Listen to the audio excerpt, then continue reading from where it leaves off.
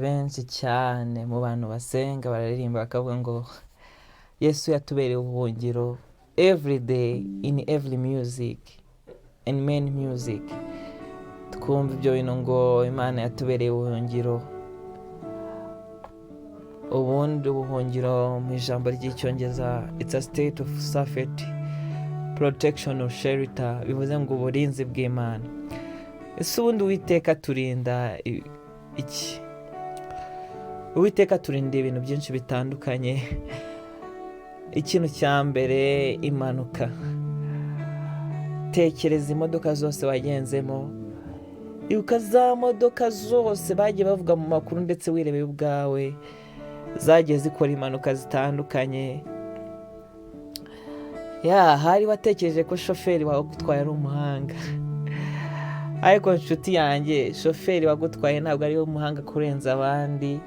Yari afite perime nk'iz'abandi, ndetse ufite gusanga iyo perime yari incabikano.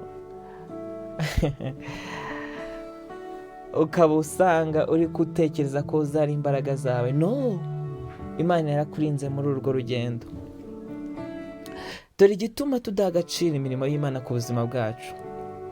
Urugero, iyo umuntu atanze buke y'indabo, ndavuga indabo nyinshi cyane ziri hamwe, umuntu abasha guhereza agaciro izo ndabo umuntu amuhaye. Ariko iyo umuntu aguhaye ururamo rumwe day by day, umunsi ku wundi, niyo yaziguhereza zikazuzura ntabwo ubereza agaciro kamwe.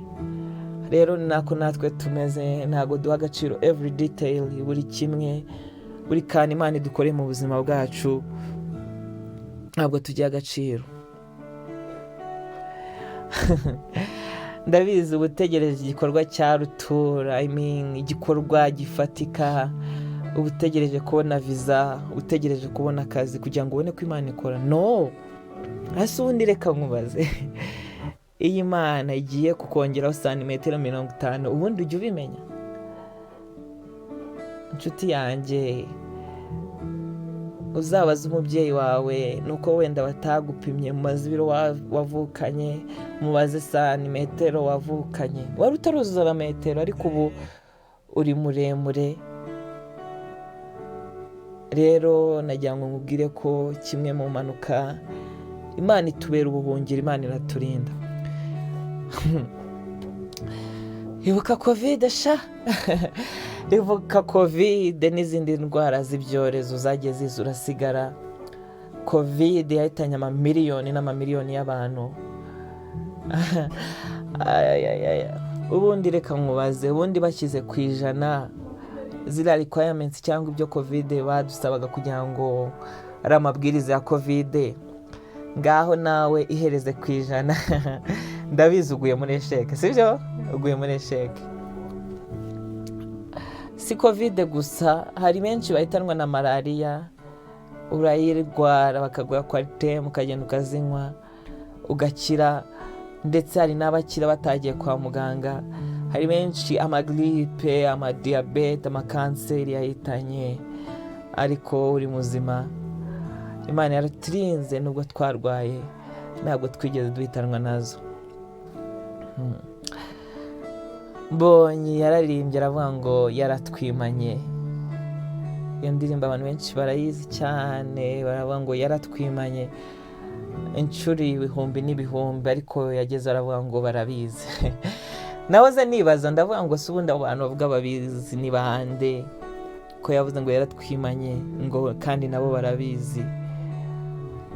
Abo ni abandi, ni babandi bakugendera ijoro bajya mu barozi, ni babandi bazenguruka ijoro bashaka ko ubuzima bwawe cyangwa ubugingo bwawe kuri iyi si bwarangira. Imana yarakwimanye. Hari amagambo bakwaturiyeho mu mapfumu ntiyakugeraho. Imana yarakwimanye. Ibyo bagambiriye ntago babigezeho. Ibuka babandi barozwe, bamwe mwakuranye bapfuye bazize uburozi. Ibuka ibitambo batanze, benshi bagiye ngo ni ibitambo by'umuryango. Ahari nawe wabona waratambwe kera ariko uri muzima. Si ibyo gusa kandi, Satani yadusabye kenshi cyane, ariko Imana itubera ubuhungiro. Tuba twarabaye nk'umugani, ndetse tuba twarabaye amateka. None ubu turacyandika andi mateka tubifashijwemo na Rurema. Icyanyuma kandi kidaheruka, ubu ngubu nta sano tugifitanye n'urupfu rw'iteka, kuko mu mateka yacu yarahindutse. Twari imbohe, ibuka ubusinzi, ibuka ubusambanyi, ibuka ubujura, ububeshyi wari urimo. Twari imbohe za Satani, none ubu twabaye imbohe za Kristo. Rero Uwiteka yatubereye ubuhungiro, Uwiteka arakurinze. Be grateful, iga gushima, nyurwa n'ukuri, kubera ko Imana ibyo yakoze ni byinshi, ibyo tureba n'ibyo tutareba. Iga gushima. Uwiteka yatubereye ubuhungiro. Komera, ndakubwira ni komera wowe umutima wakomeretse. Ndakubwira ngo komera wowe uri kurwana n'intambara z'uburyo butandukanye, kubera ko ibyo yakoze nibyo byari bikomeye, ibyo gukorera mu buzima bwa buri. Tekereza kuri wa mwuka uhumeka, tekereza igiciro cy'umwuka kwa muganga bagira.